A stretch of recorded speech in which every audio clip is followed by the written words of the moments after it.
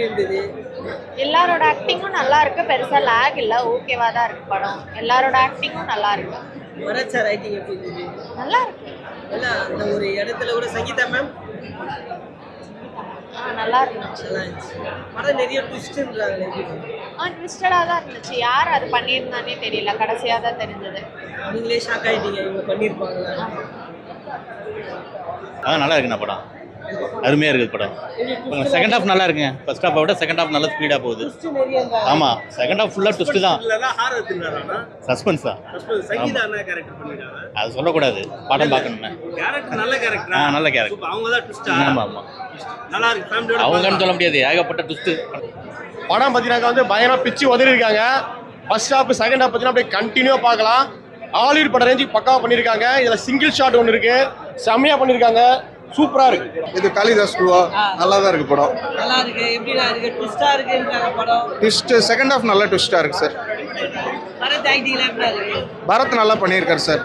சங்கீதா அவங்களும் நல்ல கம்பேக். ஓகேங்க, ஓகே இந்த கேரக்டருக்கு. படம் ஃபேமிலியா வந்து பார்க்கலாம். த்ரில்லர், அது ஃபேமிலியா பார்க்குறது நீங்க டிசைட் பண்ணுங்க. படம் த்ரில்லர் தான்.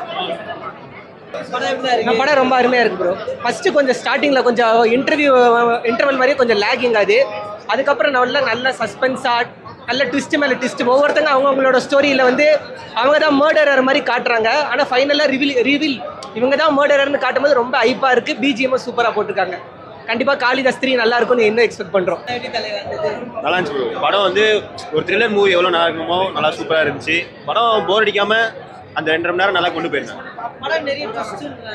நிறைய ட்விஸ்ட் இருந்துச்சு ப்ரோ. படம் ஃபுல்லாகவே ட்விஸ்டாக தான் இருக்குது. படத்தில் ட்விஸ்ட் இல்லை. நல்லா சூப்பராக இருந்துச்சு. ஆக்டிங், பரத்தோட ஆக்டிங் சூப்பராக இருந்துச்சு. பயங்கரமாக இருந்துச்சு ப்ரோ. அவர் ஆக்டிங் இல்லை, கூட ஒருத்தர் நடிச்சிருந்தாரு. பயங்கரமாக இருந்துச்சு படம்.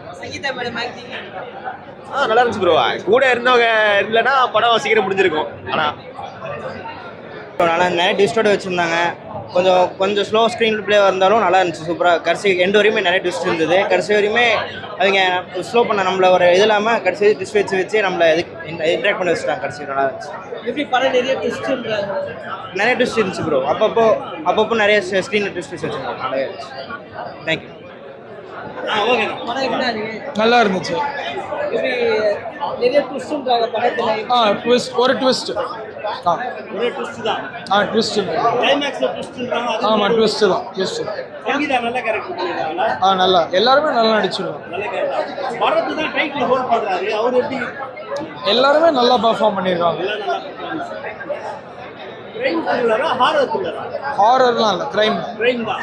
ஒரே ஃபிளாட்லயே படம் முடிஞ்சிட்டா? ஆமாம், மோஸ்ட்லி எஸ். என்டர்டைன்மெண்ட் பண்ணத படம். ஆமாம், என்டர்டெய்னிங்காக இருக்குது. ஒரு மெசேஜ், சொசைட்டிக்கு ஒரு மெசேஜ், சமுதாயத்துக்கு குழந்தைங்களை வந்து ஒழுங்காக பேரண்ட்ஸ் வளர்க்கணுன்றது மெசேஜ். ட்விஸ்ட் மேலே ட்விஸ்ட் வச்சு செம்மையாக போச்சு. எல்லாமே அன்எக்ஸ்பெக்டடாக இருந்துச்சு. ஃபேமிலியோட பார்க்கலாம். எந்த வல்கர் நல்லா இருந்துச்சு. அண்ணா இருந்துச்சு.